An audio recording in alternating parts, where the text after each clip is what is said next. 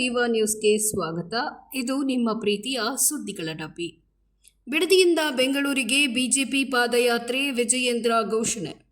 Bidadi township ವಿವಾದಕ್ಕೆ BJP ಮುಖಂಡರು ಈಗ ಬೀದಿಗಿಳಿದು ರೈತರ ಪರ ಪ್ರತಿಭಟನೆಯನ್ನ ನಡೆಸಿದ್ದಾರೆ.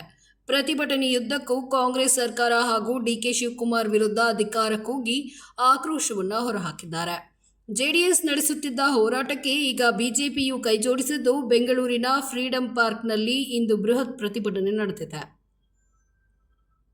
ಅಲ್ಲದೆ ಹೋರಾಟವನ್ನು ಇನ್ನಷ್ಟು ತೀವ್ರಗೊಳಿಸಲು ಬಿಡದಿ ಟೌನ್ಶಿಪ್ ಮತ್ತು ಕನಕಪುರ ಸಮೀಪ 2ನೇ ಏರ್ಪೋರ್ಟ್ಗೆ ವಿರೋಧ ವ್ಯಕ್ತಪಡಿಸಿ ಬಿಜೆಪಿ ಪಾದಯಾತ್ರೆ ಘೋಷಣೆ ಮಾಡಿದೆ.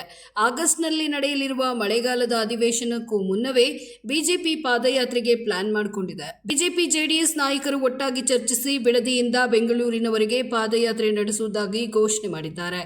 ಈ ಸಂಬಂಧ ಪ್ರತಿಭಟನೆ ವೇಳೆ ಬಿಜೆಪಿ ರಾಜ್ಯಾಧ್ಯಕ್ಷ ಬಿವೈ ವಿಜಯೇಂದ್ರ ಮಾತನಾಡಿ, ಟೌನ್ಶಿಪ್ ಕನಕಪುರ ಏರ್ಪೋರ್ಟ್ ನಿರ್ಮಾಣ ವಿರೋಧಿಸಿ ಬಿಜೆಪಿ ಪಾದಯಾತ್ರೆ ಹಮ್ಮಿಕೊಳ್ಳಲಿದೆ.